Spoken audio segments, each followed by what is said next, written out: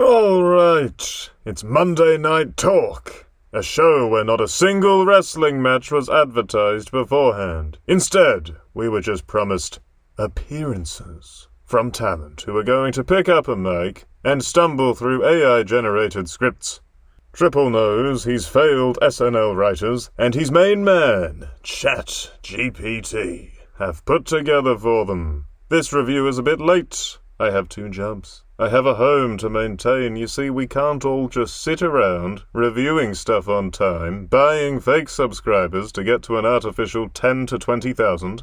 All while we still average about 1 to 2,000 views a video at best on a good day, you see. The show started with a recap of the Reigns and Punk feud that felt longer than the feud itself. Wrestling fans watch this show every week. They've seen what happened. A recap right before their segment would be one thing, sure. But to have fans in the arena sit on their hands and watch the screen, to start with, is just unforgivable. This led into the same deal, but for Brock Lesnar and Oba Femi. Talking in the ring then, as Paunch Hayfat did the talking for Brock Lesnar, even though Farmboy Brock has been a good promo throughout this decade thus far. A contract signing here, with Lesnar signing first. They're being kept separate. Even though the match has been official for WrestleMania for weeks, already announced. What is the point of these contract signings? What a waste of time. Lesnar was an amazing talent and star for years, obviously, but all good things must come to an end. Between his age, the anchor of Heyman weighing him down, and a just shocking alleged double life as piss lover, Polish Joe. It's time for a new monster. An Oba Femi victory at Mania is just what the doctor ordered. All this talking was followed by a video of more talking. This time with the flimsy remains of the long-cursed Vision faction, as iShowSpeed trained with Logan Paul and No Pupston Theory. Speed is full of energy and he's very athletic if nothing else, so him bumping all over the place for LA Knight might be quite funny at WrestleMania, we'll see. Giannis and Tenta Kawampo in the house, here to discuss the Bucks' crushing disappointment of a season. Here to address the ugly fact they'll probably never reach their 2021 glory again. I mean, actually no, he was here to talk about his favourite WrestleMania moment. It was when The Undertaker's streak was wasted on an already well-established legend in Brock Lesnar, rather than being used to create a new star for that generation. Anyways, a match finally occurred on this show as the clone formerly known as Charlotte Flair took on Bird Lady with creepy child cosplayer Alexa Bliss and famed channel changer Bayley in the corners. A dull match where Bird Lady was not allowed to look anywhere near Charlotte Facelift's level, being pushed around and bullied by the woman whose face is no longer into that whole movement or emoting thing. Thanks to Bayley, however, Bird Lady fluked a tainted win here to try and build some cheap heat between these two teams. Ooh. This went 10 minutes. This was the first match of the show, after a good chunk of yap. Apparently the fans in Sacramento did something to get on Triple Nose's naughty list. Resident worst commentator of all time, Michael Cole, then revealed neither Raw nor SmackDown next week. The big post-WrestleMania shows are sold out yet. That just really tells you everything about the state of this promotion right now. More talking next, as the worst faction in the promotion. A true death sentence to the potential of Solo Sikoa. The MFTs, I still don't even know what that stands for, had a little bit of chit-chat with the Usos and their handy new friend, LA Knight. LA Slide said something about putting the MFT back on factory settings. How about ending the team completely and letting Solo go, well, solo? He's proven more than once he can be a great heel when given the chance to actually shine. Everything I just said about going solo, apply that to LA Knight too, just switch out heel for face, obviously. More talking next. Oh, this is just getting out of hand, this is silly. As good old Penta gave us a quick promo on his upcoming ladder match. It'd be nice if instead of nice guy Penta, WWE let him be the bloodthirsty edgelord of his Lucha Underground days. But we all know that'll never happen. And up next, a match. Oh no, sorry, not a match. Another segment. but one many fans will watch with their pants down as Stephanie Vacation, Liv Morgan, and oh, if it isn't the Burial's favourite, Cathy Kelly. Let's get these three in a bra and panties match already. Oh, yes! I guarantee the ratings will skyrocket for that bad boy.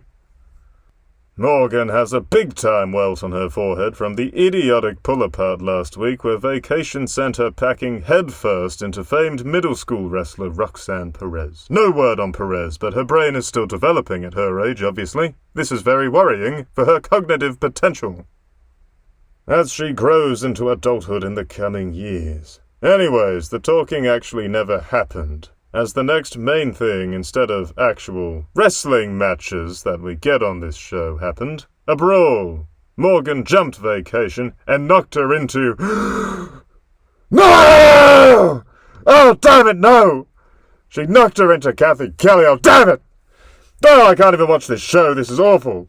Not Cathy! Oh, this show just crossed some lines right now. This is a disgrace. Oh, let me just compose myself here. Oh, someone's chopping onions in this room. My eyes are teary. Oh, dear. Anyways, Morgan said some nonsense about Vacation's mum or something, but what we really want to know is Cathy Kelly is okay. I can't even speak properly, I'm so sad. This show is horrible.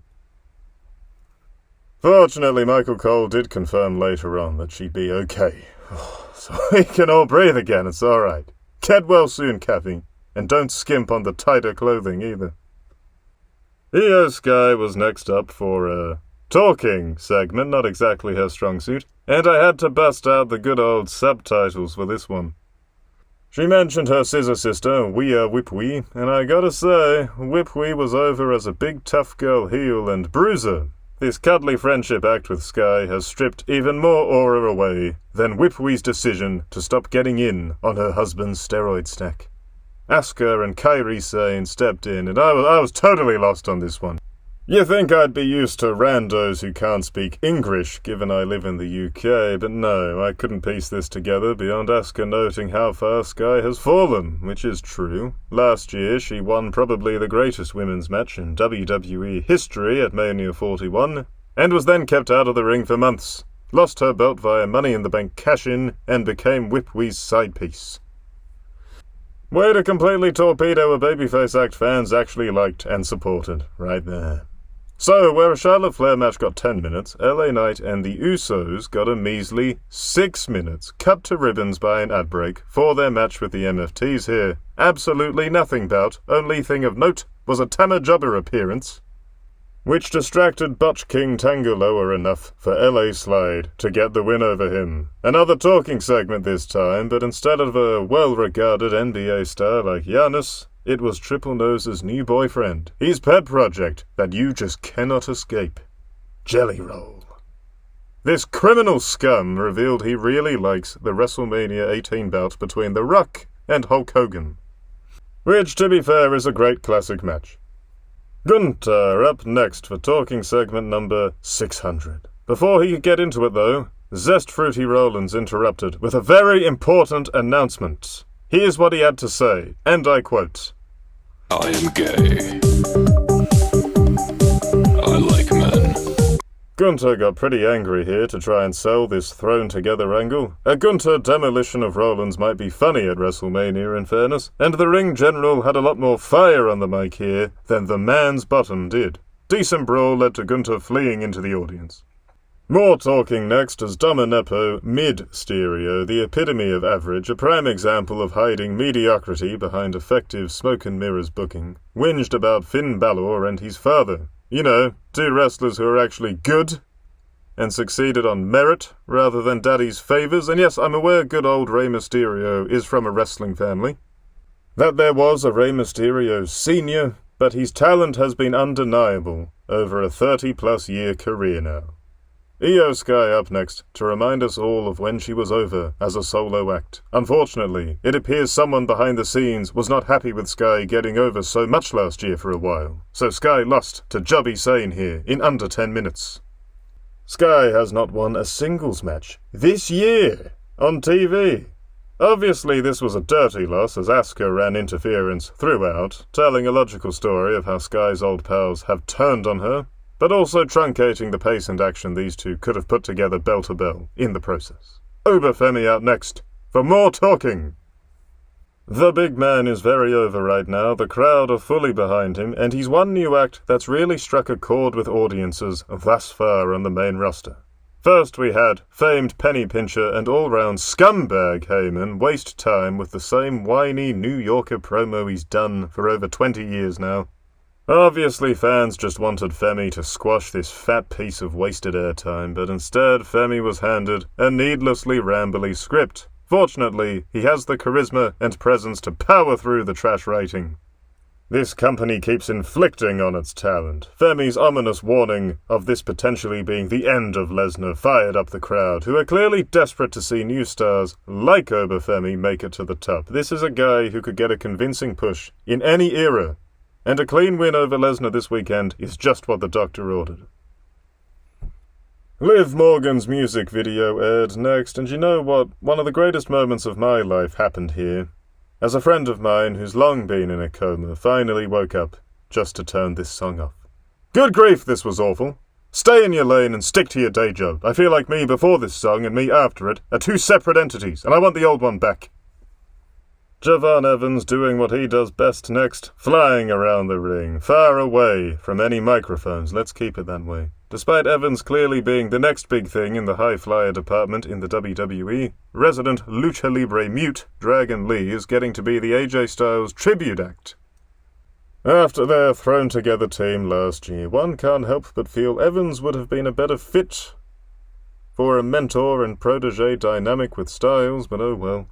This was easily the best match of the night, not a very high bar to clear, barely even a bar there at all, with everyone but Rusev moving fast and dynamically in the ring. Plenty of smooth action from Lee and Evans that JD McBigskull bumped and sold for very nicely. Resident WWE cuckold Rusev was allowed to look strong post-match, thumping every other wrestler in the ladder match at WrestleMania. Rusev is also, incidentally, the least interesting option for winning that match. That's right! Even resident Judgment Day jobber JD McCranium is more exciting than a man who loves himself the swirl for his woman. Anyways, not a single match this week managed to reach 11 minutes of ring time in a 3-hour broadcast. Felt like 33 hours, to be honest with you. Clearly the second W in WWE stands for something else now. I'm thinking perhaps World Wanking Off Jelly Roll Entertainment. Wanking Off Jelly Roll all being one word somehow. And in the main event, men talking. Roman Reigns and CM Punk have already pretty much said everything they can to heat up their WrestleMania feud. That would have been far more exciting as last year's main event.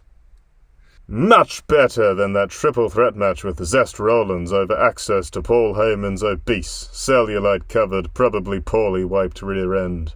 Punk continued to present himself as a man of the people like last week here, entering through the crowd and having fun with the audience. These two professed their hatred for each other, the way a teenaged couple might profess love, with Punk saying hate time and time again for all that cool stuff Reigns accomplished by being good-looking and marketable, and a WWE-only production, you know, all things Greasy Phil couldn't quite nail.